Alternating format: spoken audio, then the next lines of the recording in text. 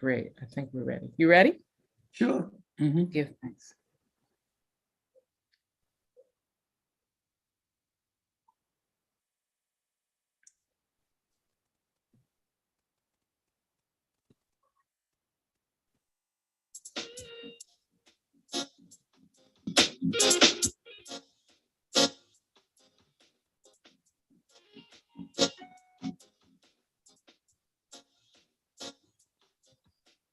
Freedom, we need freedom. Oh yes, I want freedom. I want freedom.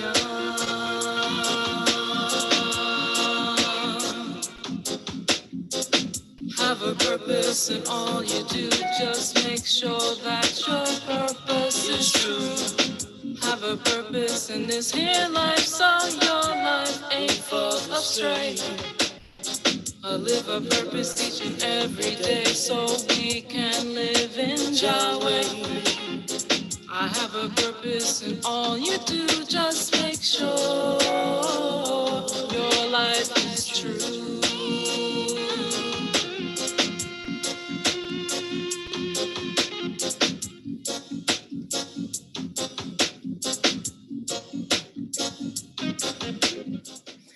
And greetings, greetings, greetings, Hotep, Hotep, Hotep.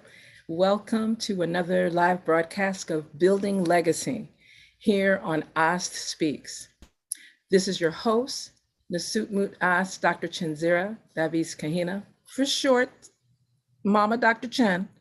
And I am elated to be able to have our first broadcast of Building Legacy for 2022 during African Black History Month with our illustrious guests. I cannot give words to what Baba Edju. I am just so grateful that you were able to even come and have time, because we already know you are on the move, doing so many things in the BVI, ¿cómo se dice? Otra vez, African Virgin Islands, on the side of Tortola, Bojangada, all the different islands, you having impact all through the Virgin Islands, US, we say VI us on this side. And it's just a joy and a privilege to reconnect and to be able to just welcome you. So we're very grateful for you making time. It's an honor to have you here. Well, thank you, my sister. Peace and blessings to you, and peace and blessings to everyone that's listening. And thank you for all the very, very kind words. But you know, anytime, you know, you could call on me. I have this thing I say in my bio that you can call on me at a moment's notice. And so, you know, I like to say I don't have any bureaucracy. You know, you don't have to fill out any forms. You just,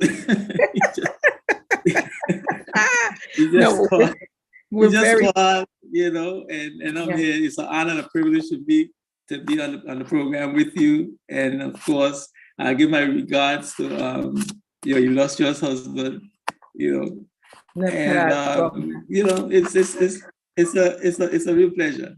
It's always good to read your posts and share your posts on Facebook. I do that a lot because you always have such meaningful things to say and to post and educational and informative. So you know, you're doing it, you're doing your stuff. So don't make it look like I'm doing that. I'm doing everything. Well, I mean, you kind of set a standard. I want the listening, viewing audience to be fully clear as I introduce you so formally, because yes, we can sit here and we can discuss and share and so forth, but for the purposes of building legacy, so persons can truly appreciate, more correctly, appreciate, love, and respect and honor who is before you. Edju, communication specialist, managing director of Media One, BVI, and community leader. That's the short version. Edju is a communication specialist who is guided by the phrase, quote, "What you believe is not what you know." Let's reflect on that. He is the managing director of the communications company Media One, which specializes in political speech writing and conceptualizing, writing, directing, and producing public relations campaigns. Edju is mostly known for his hosting of the television program Spotlight, his radio program Umoja, as well as his nationalist views, community service, and activism. I need to put an exclamation point at that particular section, not just a period. Okay.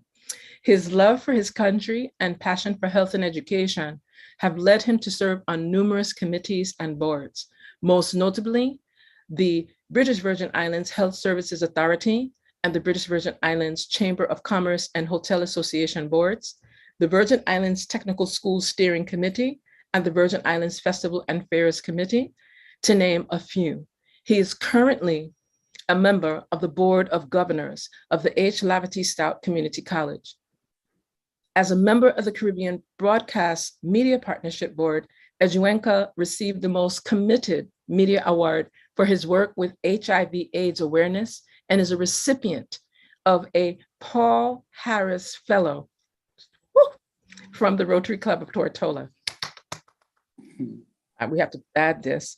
Edju is married to Eno Soman and is father to 6 daughters. Power. Okay. He remains active with Shotokan Karate, us, and a daily dose of basketball among a group of youngsters at the Greenland basketball courts. I'd like to formally welcome our illustrious brother, community activist, leader, media specialist, father, husband, and more, Brother Edju. Now we can have our conversation and ask questions. Because first, I didn't know I sent you all of that. I gotta cut that short. Oh, well, you know, it's important for persons to have that breadth of understanding of who is speaking. Sometimes persons just start to talk and chat, and here on Building Legacy, our whole focus, you've given us an example of what you've already done, what you continue to do on Building Legacy, whether it's in the most immediate community, whether it's in your family, whether it's in your civic society activities, whether it's international, etc. And it's very important for persons to recognize, you know, you're looking at the economy, finance, business, entrepreneurship, education, wellness, health, all of that fused up together. So that's really important for us to share. Part of the initiative of Building Legacy, when we first started, and I have had the honor and privilege, my co-host that usually accompanies me and has been on a hiatus for most of this year is Dr. Sandra Richards, Sister Dr. Sandra Richards, who hails through the Barbados via UK, has provided a significant amount of work around building legacy and speaking our truth unapologetically. And so I know that you'll hear this at some point, and I just would like to make sure I do a shout out for my former co-host. I hope that she will return, and that we can balance, because there's things that happen on the other side of the Atlantic pond that we need to share and cross-pollinate, because many times, you know, in America, from Canada to South America, we tend to get a little bit focused just on this side of the pond and overlook what's happening with our brothers and sisters on the other side of the pond and throughout the globe. We've covered that. Brother Edju, Yes, just share from your heart space, what are some areas, even before we started this broadcast, you brought up some powerful pieces around solutions. I'd like you to share that with our listening and viewing audience. We were saying off air, you're talking about the pandemic and what has happened and how things are beginning to, you know, straighten out themselves. And I was hoping that we could take advantage of this opportunity to have some new solutions to some of the challenges that we've had. And people talk about, we all talking about going back to normalcy and going back to what's normal. And when I reflect on where we came from, I don't see that where we were was normal. You know, there's just so much injustice and disparity, poverty, you know, racism, immorality. I mean, just everything in the world just seemed to be negative. War, disease, famine. So to me, those are not normal things, you know. So I don't want to go back there. So I'm hoping, and so I kind of like label this new opportunity a new dispensation, a new period where we can perhaps look for new solutions, have a new vision of the world, have a new mission, and look for new solutions to the challenges that we've had. And solutions in economic development and growth, solutions in education, solutions in wellness maintenance. Because I don't even like the phrase healthcare. I think we should get away from healthcare, because healthcare is after you get sick. And I'm thinking about I'm thinking about prevention, maintaining wellness. You know, becoming well and maintaining wellness, that is not beyond our scope, you know, and education, you know, and you know probably perhaps better than I, Dr. Shinzero, that we have been following a Eurocentric education model in where people of color, their contributions to the world is sort of like marginalized, and that sort of is marginalized. And you have a global Eurocentric view that only Europeans, racial Europeans, contributors to historic civilization.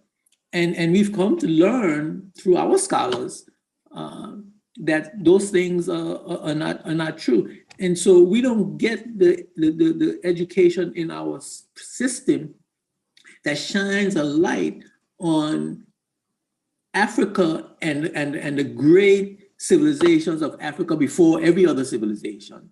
The mathematics and the science and the culture and the empires and all the things we did as African people before we were interrupted by the transatlantic slave trade.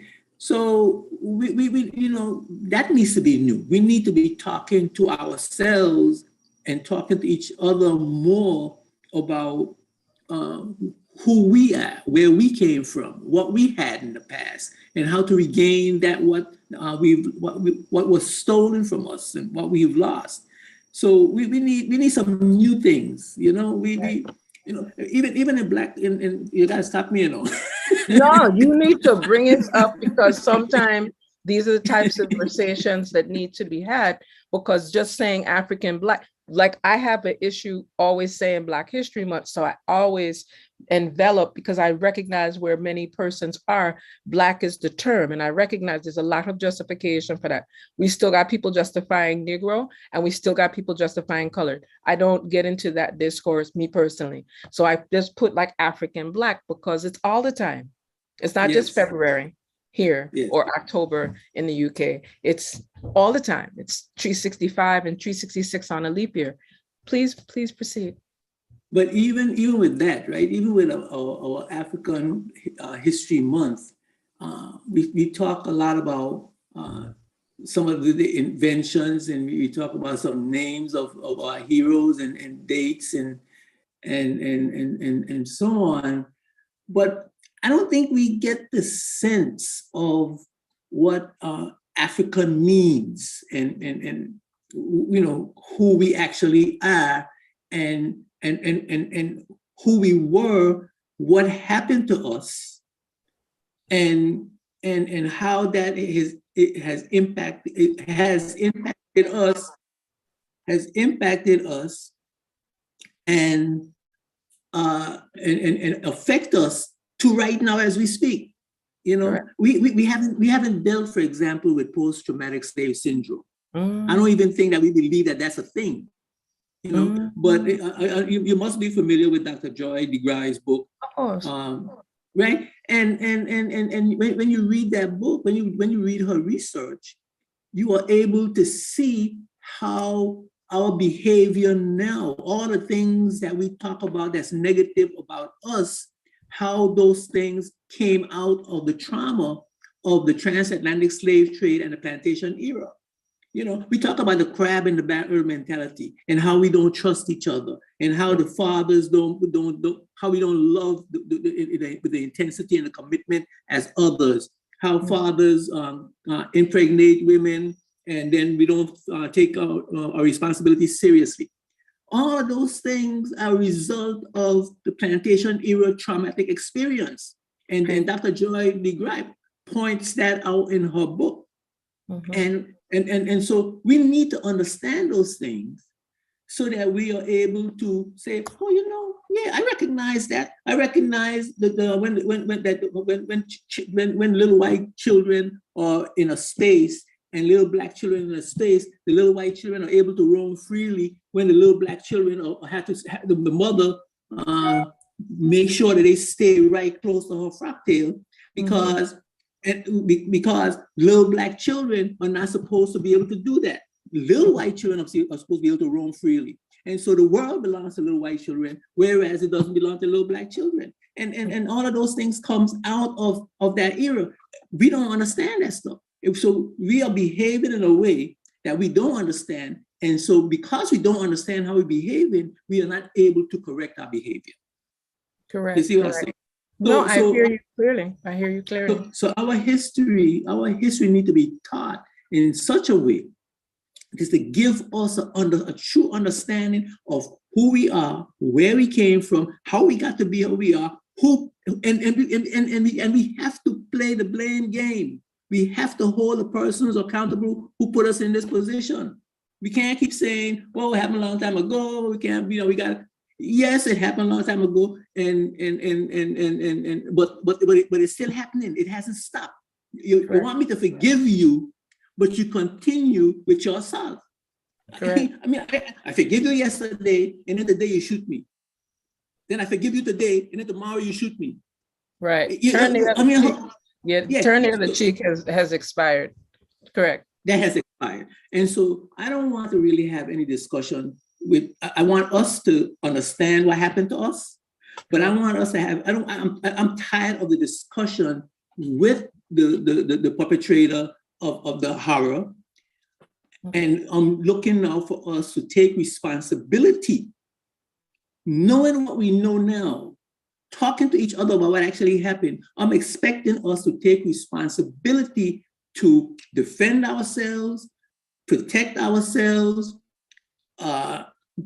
do what we need for ourselves in order to survive and thrive and to regain our position in the world.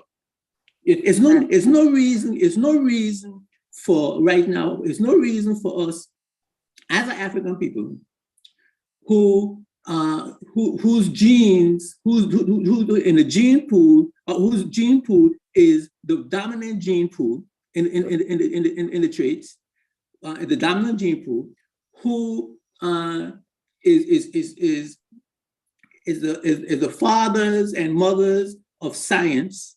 We are the majority on the planet Earth, and we live on the best land, but we're on the bottom of the totem pole. There's no need for that. We're on the bottom of the social, economic, and political totem pole. There was no reason for that, other than the system of the perpetrators of that condition, with their mass weaponry and their global dominant system, keeping us in that position. So, correct. Are we going to continue to talk to these people? Are we going to continue to ask these people to stop their behavior? It doesn't make sense. These people, Europeans, white people, let me just make it simple. White people have to behave the way they behave because they are a small minority on the planet and they live on the worst land.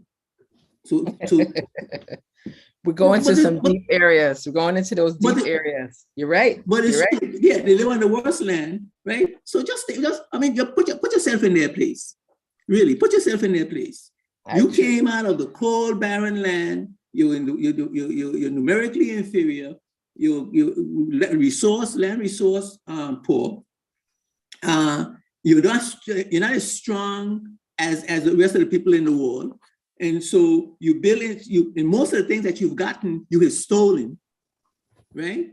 And you have a lot of blood on your hands, so you have a lot of guilt, right? And fear, because you don't know when these people are going to retaliate for all the horrors you perpetrated on them, right? So you have to, for your survival and the survival of your group, you have to behave in the way they're behaving. So for us to expect them to behave differently is for us to be expecting them to commit suicide. So you can't. Which is interesting that you go to that space, because many of them do, but not for the reasons that we are speaking of now.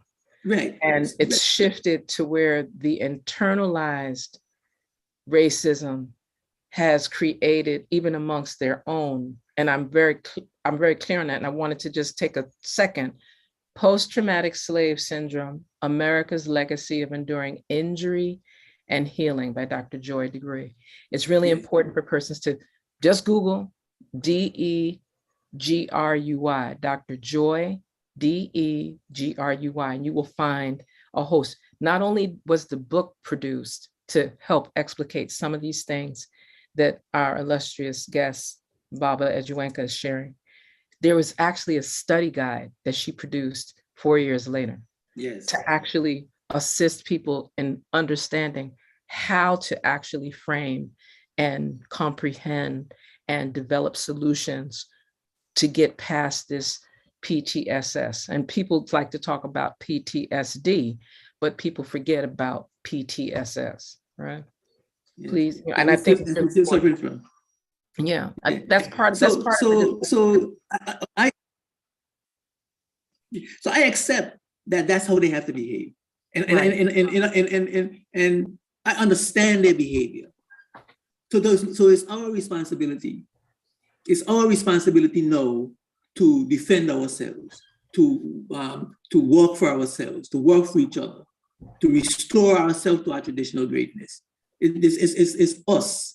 No one is going to do that for us. So sure. I'm thinking now that we can't continue to ask them to help us and ask them to give back some of what we have built for them.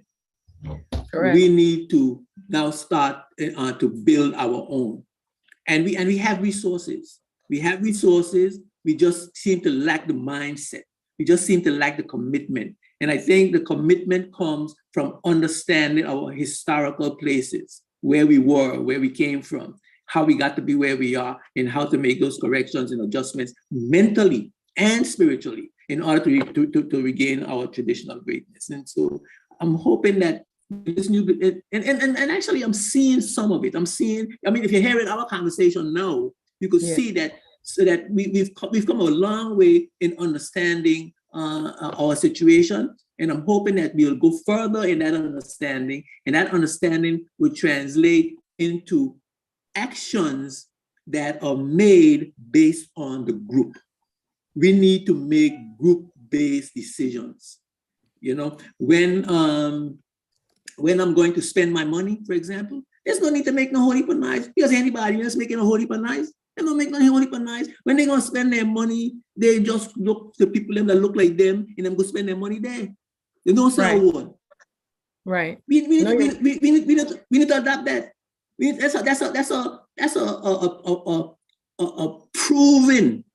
That's a proven economic philosophy.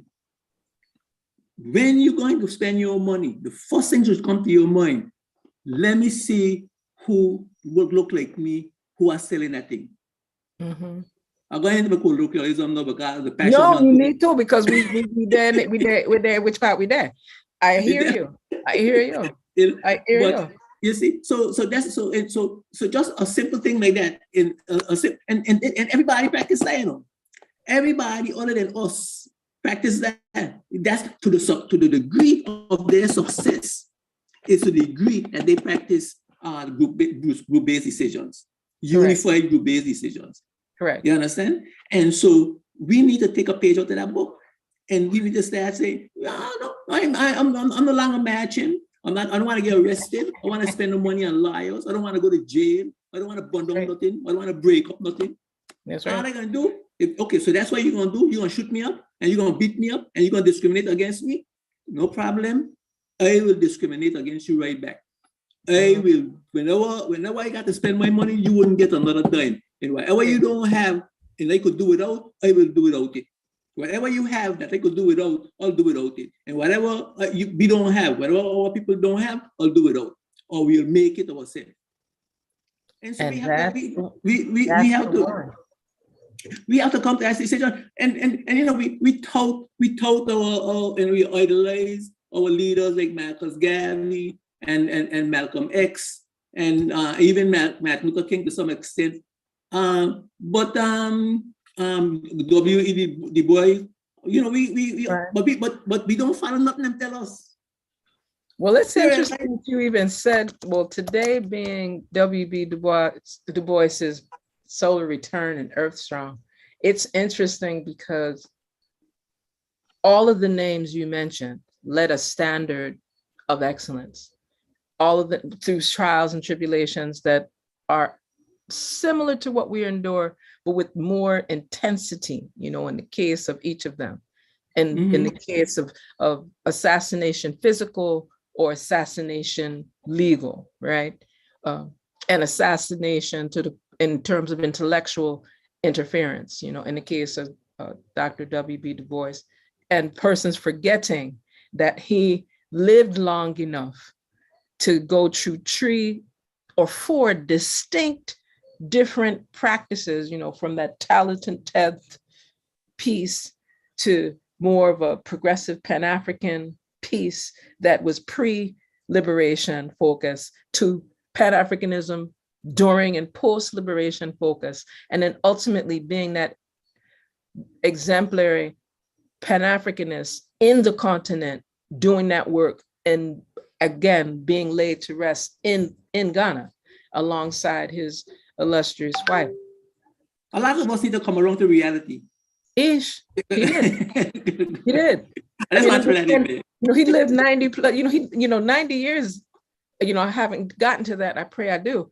But it gives you time to grow and develop and manifest solutions that are really focused on the benefit and the upliftment of all of these theories and concepts and ideas that persons speak to. It lets you practice them and implement them and test them out and do things.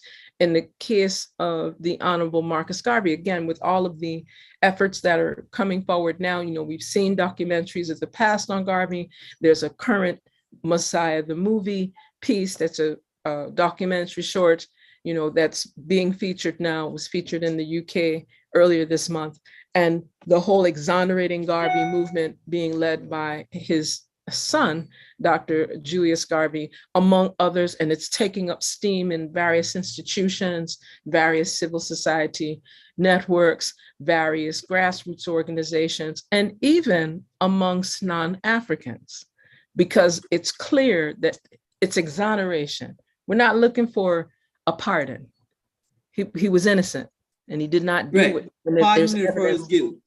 Exactly. Thank you for clarifying. And, you know, so some of that has been coming up, like recently, the University of the West Indies hosted a very engaging launch, thrust, if you will, of their advocacy and full support for the exonerating Garvey movement, you know, encouraging persons to sign the petition, which we will drop that link into the YouTube page for those that are viewing and listening.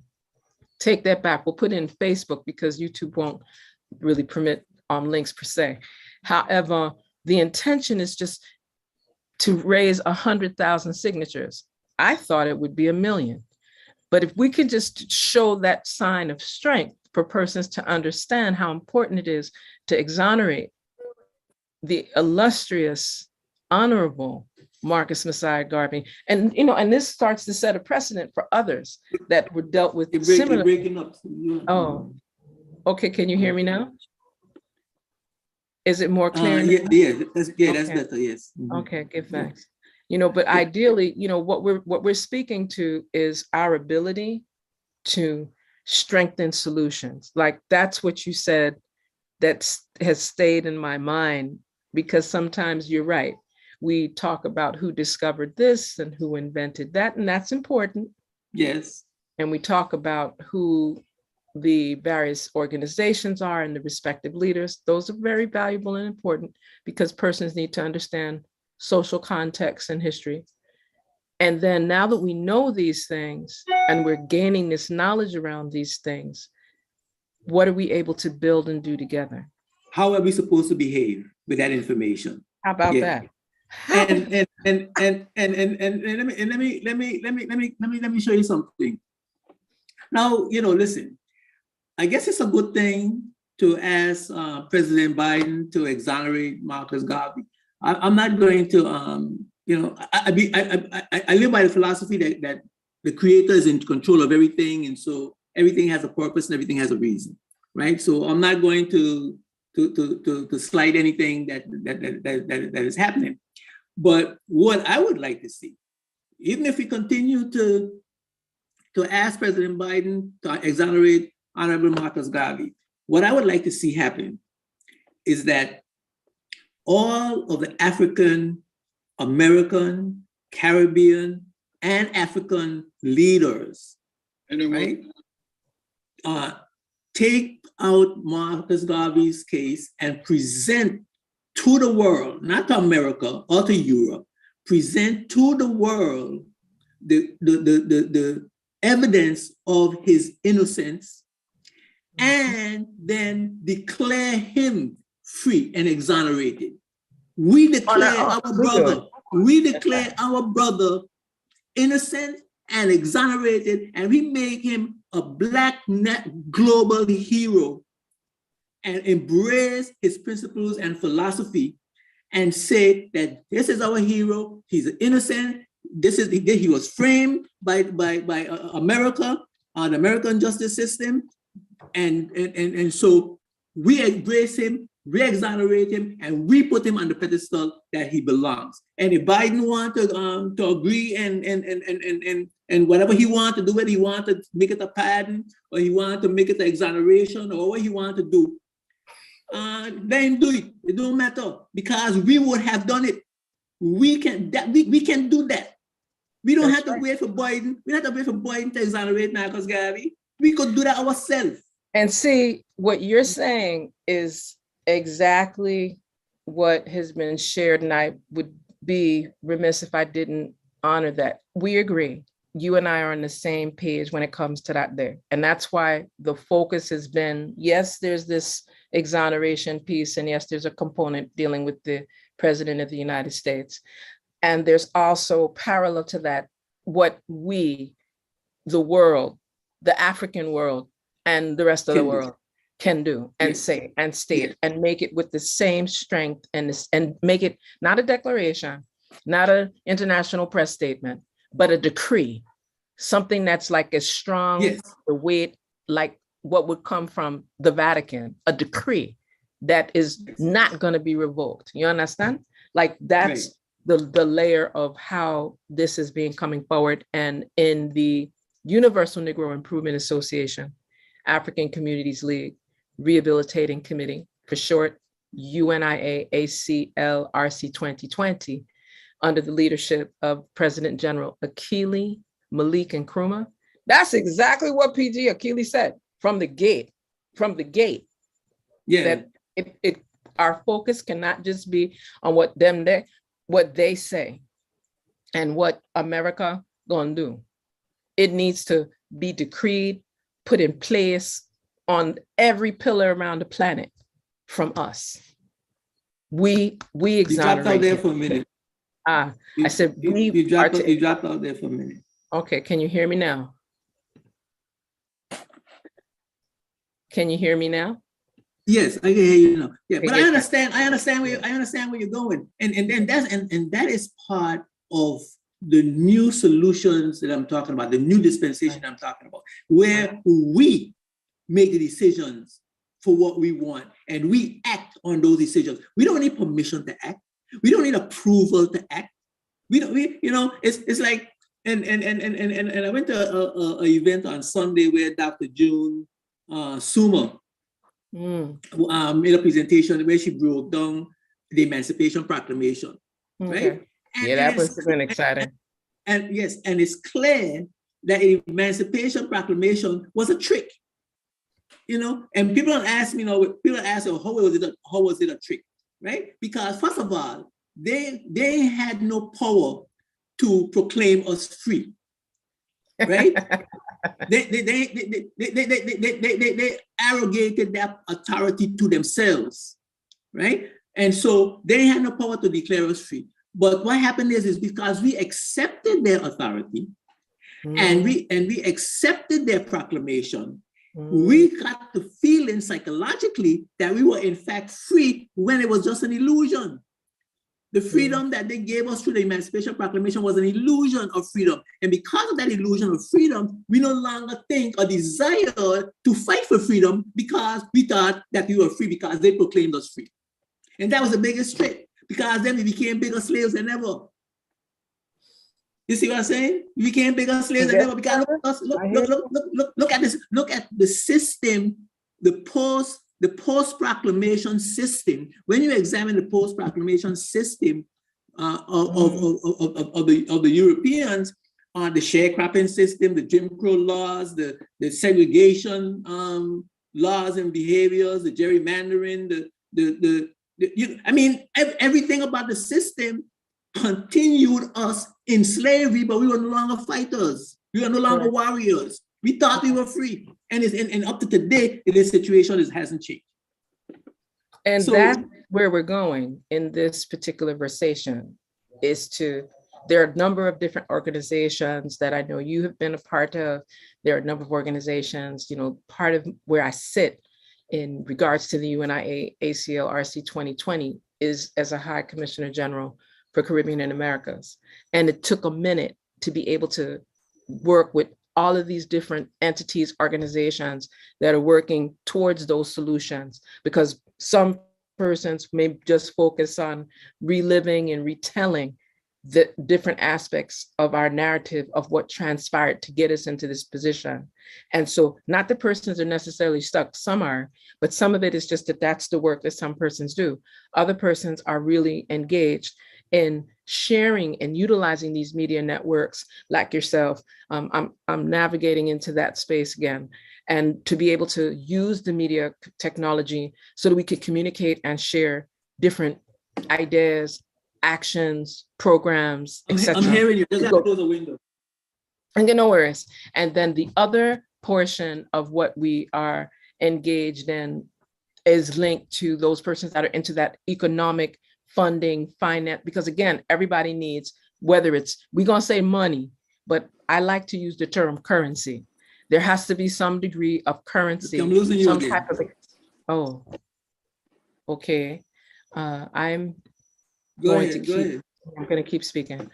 The currency that allows for us to speak truth to power, do this activism work, be engaged in Pan-African, global African activities, not just speak about reparatory justice and reparations or repatriation, but to actually be able to know how do people actually prepare, if they so choose, to go to the continent, or if they so choose to ground themselves, which part they're there, and be able to still have exchanges that are financially sustainable and self-sufficient. And how do we restore our African society, nations, government to the positions of power and strength that we are deserving? Not just deserving, not an entitlement, but based on our role historically and ancestrally. A necessity. There you go. A necessity to build the systems build the power systems that we need to develop economically, develop socially, restore ourselves, defend ourselves, because we are going to need some serious weapons. So we need to be able to defend ourselves, because it's the old saying that white people had, there is no law that black people made that white people is bound to respect. Yeah, that's a very serious concept in global white supremacy. You know, that they are the standards. Their systems are the best. Their societies are the best, and everything that is not within the ambit of their societies is faulty. Mm-hmm. You get that, right? And yes, I do. And so we need to build our own system. We need to go back, Sankofa. We need to go back to the past and get what worked then and bring it forward to the present, so we could have the future that we desire. You see, so we can't continue to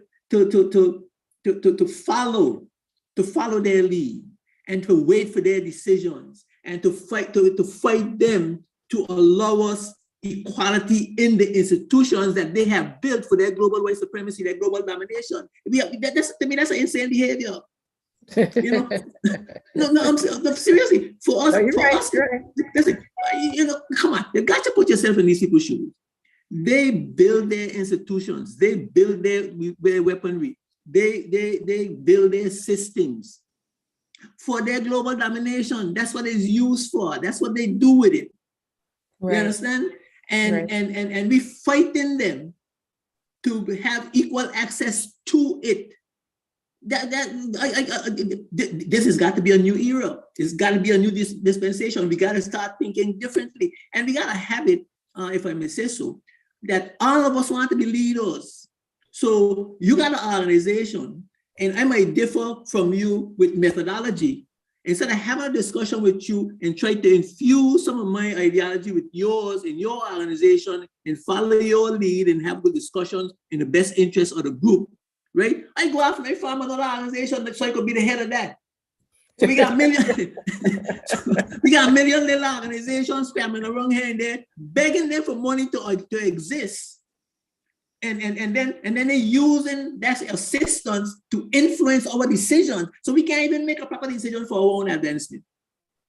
Because we too tied into their system. Our system is too tied into their system, and they are supporting our system. They are supporting our system financially and in all other resources. And so whenever we step out of line, or our interests conflict with theirs, they jump the puppet strings. You understand? And they bring us back in line. And if you don't fall back in line, we either get shot or we get put in jail or we get discredited. So this ain't no history, you know. This is things that these are why I'm saying to you, Dr. Shinzero, is things that you have lived, that you have experienced personally, that you have seen with your own eyes. You're not going to book to read what I say. Right. It happened. No, you were there. That's right. That's right. And that's real. That's very real, because that's the next layer of the work that we're encouraging others. Part of our discussions are always to have the talk that's linked to the action, and how do we build, how do we invest, how do we encourage, even if it's a small circle, to at least create our African susu, put our resource, even if it's just $1,000, but that $1,000 can build. Even if for those that can do $10,000 and make it build. Why are we expecting? It's ridiculous to expect. I'm going to go back to what Dr. John Henry Clark says, that powerful people never give power to powerless people. Exactly. Right. Why are we expecting them to give us power? Right. Why would they do that? I mean, we got to stop thinking that way. Correct. Why would they give us access to their capital? Why would they give us access to their banks? Why, you know, I mean, why? And particularly when they are in the situation that they are in. They're in a peculiar situation. They can't let up. If they let up, but you know, Dr. Chinzira, Yes. whatever they have allowed us to excel in, we'll excel but beyond them. And it's usually and it's usually in music and sports, and we only excel in those areas to the point we are able to make them rich. Mm. Because when Isn't we that? do it in the sciences, when we do it in technology, they tend to co-opt even what we do because it's mostly their pharmaceutical entities It's that do under this. their companies, it's under their Correct. system. Correct. Yes. And I want to highlight institutions and these institutions. That's what I mean, institution. Right. That's Yeah, a perfect word. That's a perfect word for it, institution. It's under the institution. So even though you invented it, even though it goes on Pfizer, it goes under Pfizer.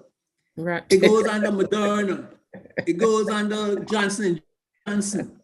You know what I'm saying? So it's like, I mean, but we've had several documentaries about African people, women and men, who have made significant and important inventions that were never given credit for. And we just have finding out that stuff. We just have finding out that stuff lately. Last 15, maybe 20 years, we start finding out.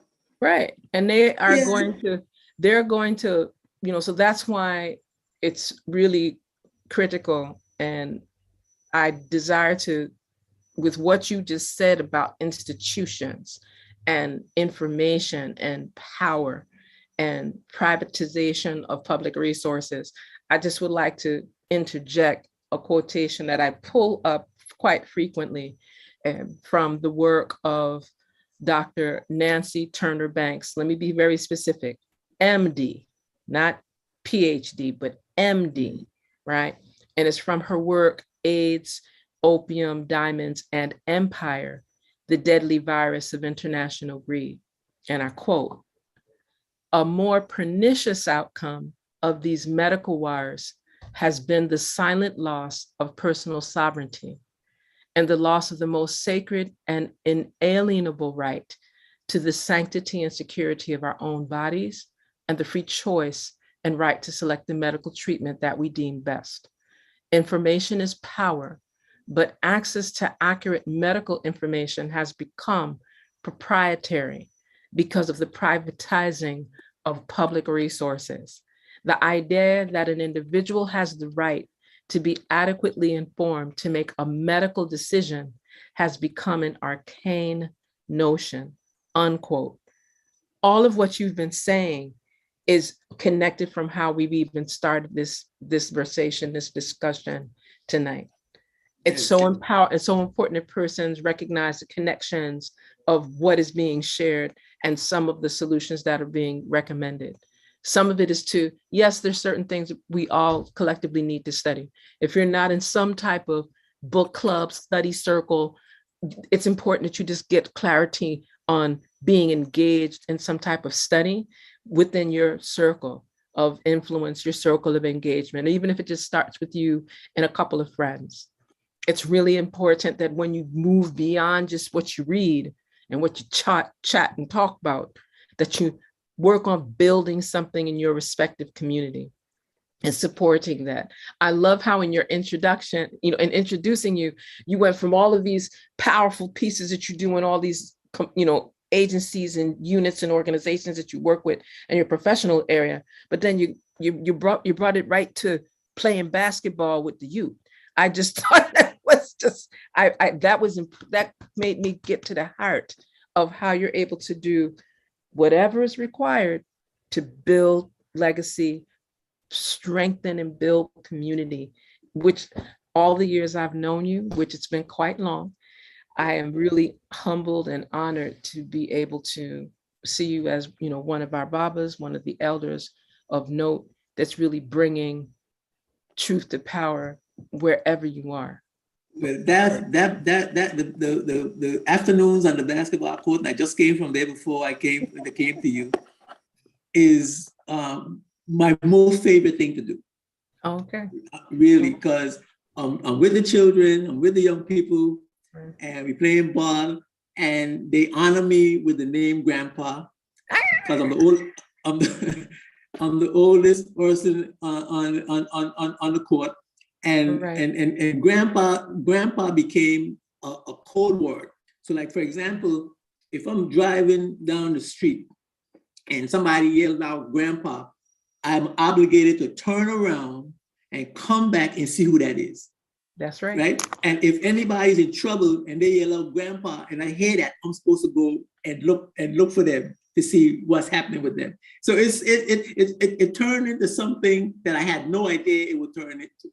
It was I just wanted more exercise. I just wanted more stamina. I just started playing basketball because I don't like calisthenics and cardio and jumping jacks and push-ups and sit-ups. I can't do that stuff. But everybody has to find their space. I like bamboo. I like to play. I like to play. I like to right. I like to play. And so I can't play, but I like to play. But nice. but it turned into something that is only the creator could have done that, could have created that, how that turned out. So it's actually my favorite thing to do. Wonderful. Yeah. Well, I mean, that's why in having, this particular discussion, our intention was to shift how persons even embrace African Black History Month and to look at it, because easily there's a number of resources that are available.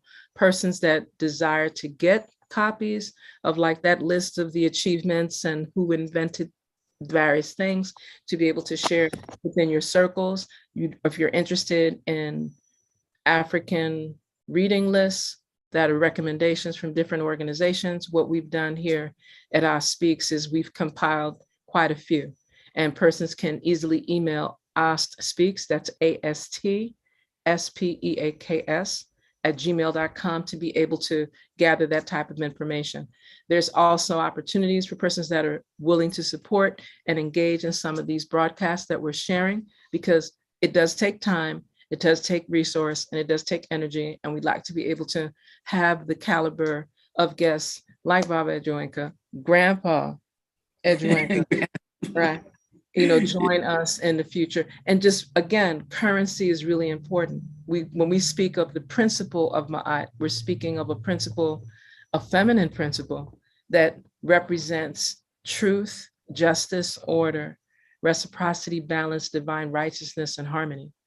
And that reciprocity, the way that we give, is also how we receive. And that has to be blended in all aspects of our work. If you're not sure where you can add your little investment or your large investment, then ask someone. If you see something that you break it up again. Oh, I said, the way in which we invest in our programs is to bring the importance of the work to the people. We use media, we use various elements of technology.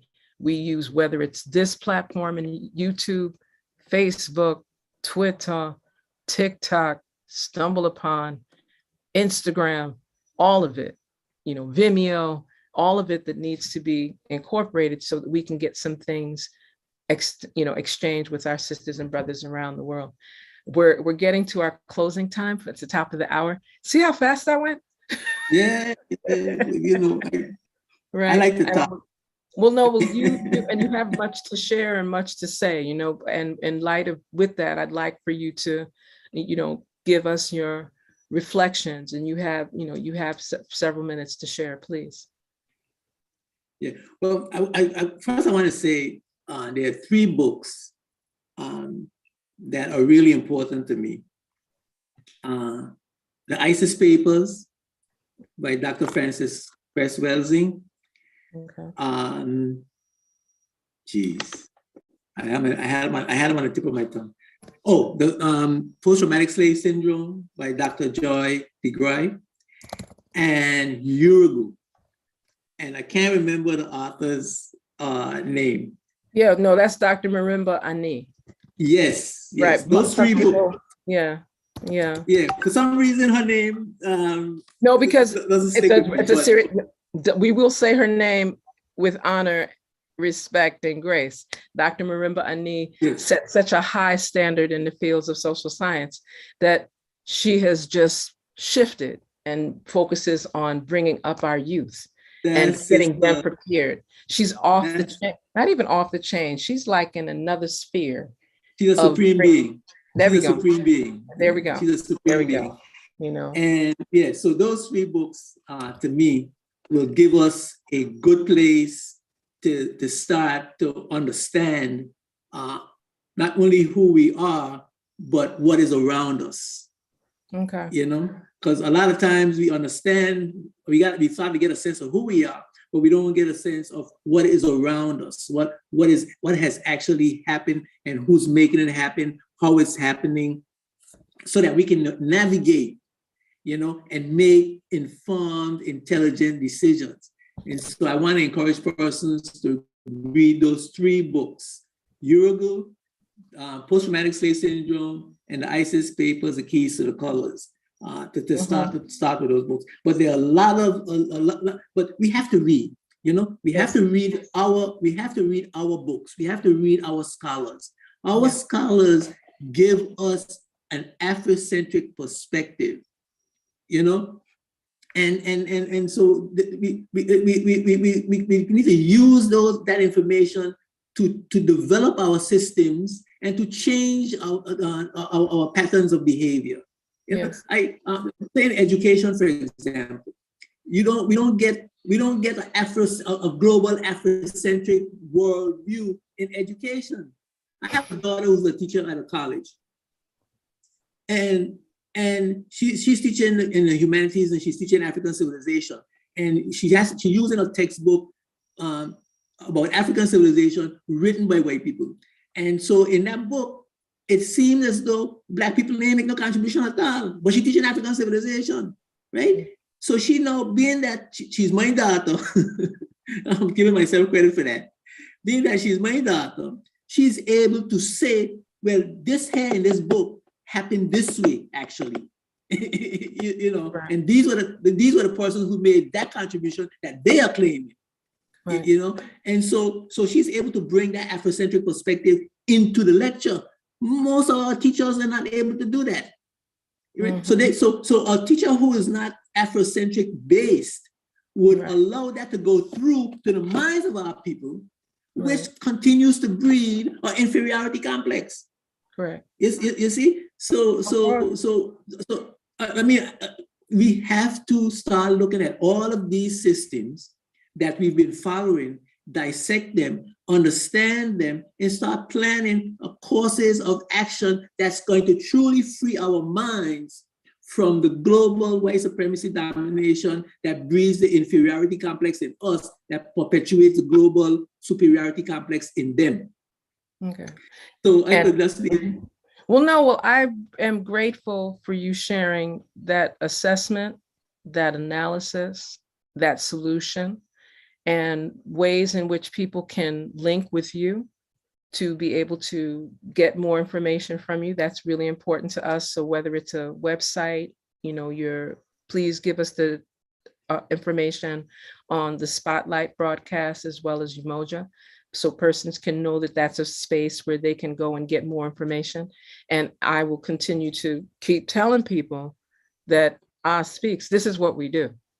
Our focus has been, you know, and especially it has been very challenging to work in university structures, even those that are HBCUs or PW. You're breaking up, so I haven't been able to understand you for a minute or so. No worries. I said it's been a challenge in the world of academia to be able to hold fast to an African-centered perspective in how we teach, how we embrace learning, and just the whole appreciative inquiry process. It's very challenging because the powers that finance and fund these institutions are in a space of power that make it difficult, not impossible. They're not allowing this information. Of course. And that's why you have Marcus Garvey universities popping up again all around the Yes, globe. You have persons reestablishing Sheikh Anta Diop institutes. You yes, have persons like Dr. Marimba Ani establishing institutes that don't ask their permission and work on building from our youth coming up so that they know they don't have to then go into these Eurocentric institutions and get thrown into. get brainwashed. Exactly. Or maybe we're saying brain stained. How about that? Get brains, yeah, Brainwashed. Here we get go. brain state, yeah, There we go. we need So, to be brainwashed. We need our brains washed. Yes, right. that's it. Well, You're but right.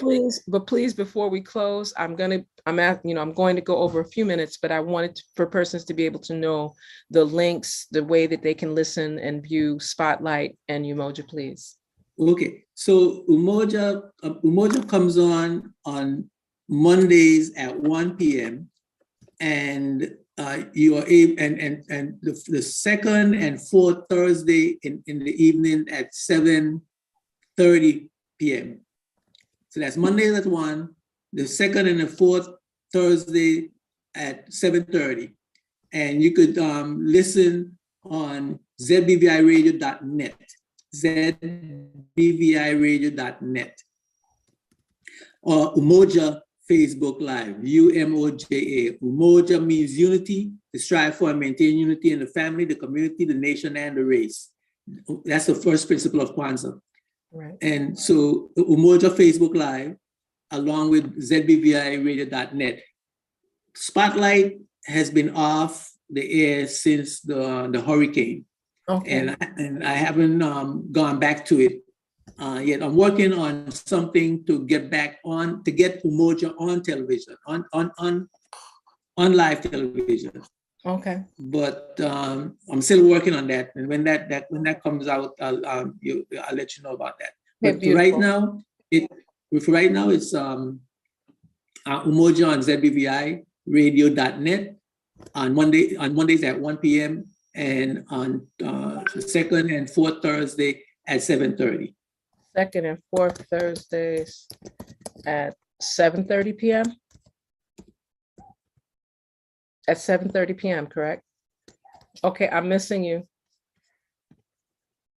I didn't hear you. Yeah, that's correct. ZBVI, 7:30 p.m. on the second and fourth Thursday of the month. Did you get that? Yes, I did. And my brother, I am so grateful. Thank you so much for just spending some time with us this evening on Building Legacy on Oz Speaks. I am looking forward to our next opportunity to share and just engage. I'm looking for those updates. I hope that you are open to returning in the very near future. And we're definitely going to keep doing all that we can to keep the Umoja energy moving, encouraging persons to do that, and also encouraging persons to welcome their role in building legacy, because we know that culture heals humanity, land is our foundation, and spiritual harmony unifies us. And with that, we're very grateful. Dua, give thanks, give thanks. We're gonna end the way that we started, with a little bit of music, kind of bringing it in, because we like to keep our purpose in the heights of what we're doing. There we go. Give thanks. Have a purpose in all you do, so your life is forever. Anytime you want, I'll be happy to return. Give thanks. I tell you, I'm open with co-hosting. Just know that, because we can keep this going. Yeah, I just want to start looking to each other for each other. Thank you. Thank you. All the best. All the best. Blessings. All intelligence is pure. If you have a purpose every day, you move along a way that's all divine. Have a purpose in all you do, so your life is true like mine.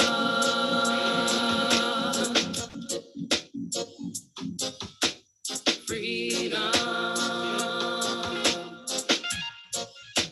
Woo! Freedom.